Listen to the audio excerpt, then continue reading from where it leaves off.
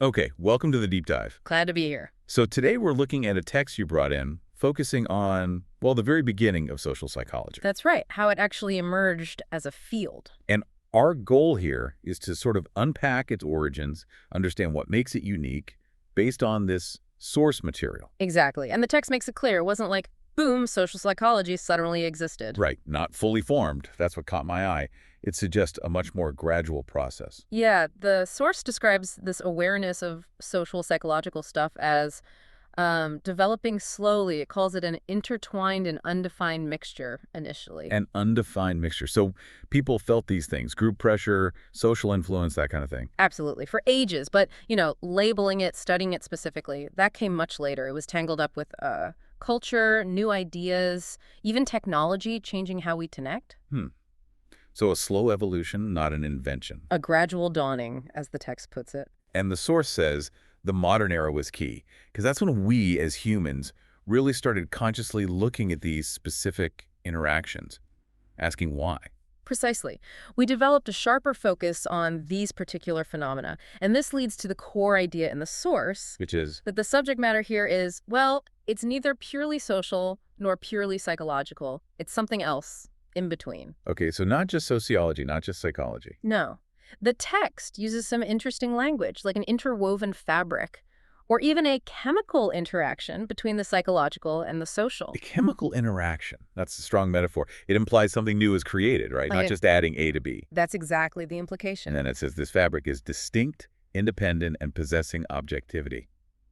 Now, objectivity, Mhm. that feels a bit strange when talking about human interaction. How so? Yeah, it sounds counterintuitive, but I think the source means these social psychological things, they aren't just random subjective experiences plus group rules.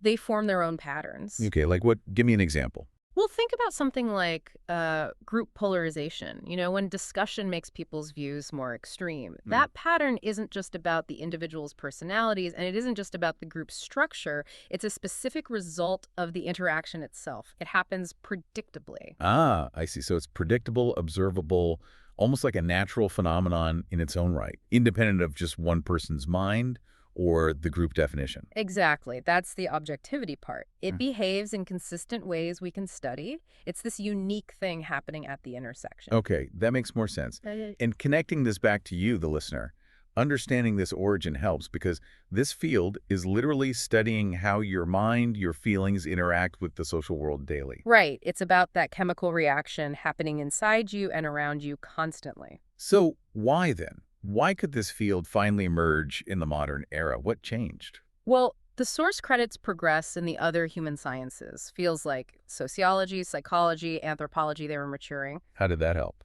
They started using the scientific method more rigorously, developing their own principles and ways of explaining things. This created the foundation, the tools, the frameworks. Ah, okay. So they kind of cleared the ground, methodologically speaking. You could say that. Their success made it possible for social psychology to step in and say, hold on, there's this other specific area we need to look at this interwoven space. The space where the individual meets the social, Precisely. Formally recognizing and studying that interaction zone. which, we all live in constantly. Exactly. And that unique subject matter, that objective reality born from interaction, is why the field was needed. Psychology alone wasn't capturing it. Sociology alone wasn't capturing it. Got it. So wrapping this up, the main takeaway from this source seems to be social psychology carved out its own space to scientifically study the unique phenomena born from the interplay of individual minds and social contexts. Yep, phenomena that are distinct from either psychology or sociology studied in isolation. Okay, so here's a final thought for you, the listener, to mull over based on what we've discussed. Think about a recent time when you felt that blend. Maybe in a work meeting or at a party or even just scrolling online. A moment where your personal thoughts, your mood, maybe even a decision you made. Felt tangled up with the group or what you thought others expected or just the fact that other people were there. Right. How does knowing that there's a whole field dedicated to studying that specific interactive fabric help you perhaps see that situation, that feeling, a little more clearly? Something to think about. That's all for this deep dive. Thanks for tuning in.